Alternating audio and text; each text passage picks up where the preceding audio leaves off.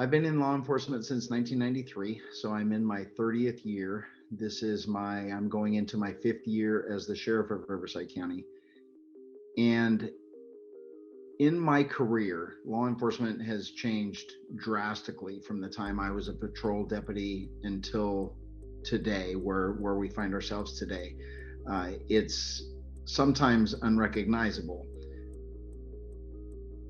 My name is Chad Bianco, and I am the sheriff of Riverside County.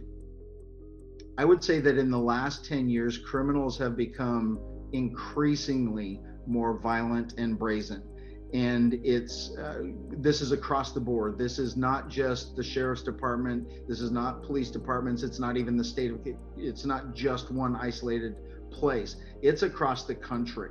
And we are seeing what we are seeing in response to these very lax laws on crime, the push to decriminalize everything, the push to lessen the penalty for something or even take away the penalty for crime, is basically emboldening criminals to do more.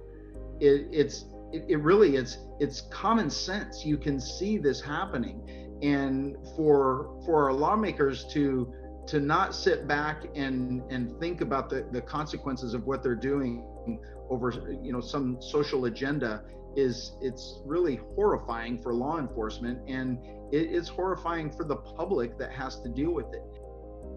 The brazenness and the violence of criminals that we are seeing today is it's an interesting phenomenon. But I will tell you one major difference from when I was a deputy back 25 years ago, 30 years ago, and what we have now is there was a respect between the criminal and law enforcement. They knew that we were coming to get them and we were going to arrest them. And when they got caught, they got caught. They knew that they got caught and they gave up and they suffered the consequences. And as we come to today's point in time, when we have this national push, even from horrible presidential cabinets and from their administrations, when they ridicule police and when they blame police for things, it doesn't necessarily cause the general public to think that, but that criminal element that is pretty much anti-law enforcement anyway, they get more emboldened, they feed off of that. And what we are seeing now, when you have politicians that are telling people to stand up, to fight for yourself and fight for your rights against these cops, that's what the criminals are doing.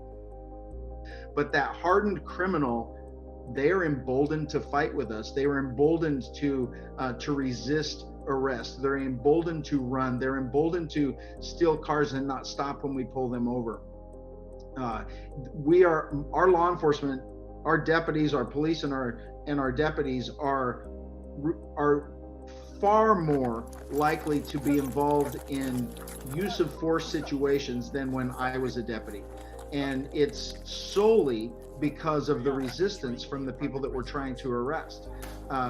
We only apply force when there is a resistance. Our use of force is to some type of resistance. If there wasn't resistance, then we wouldn't apply force.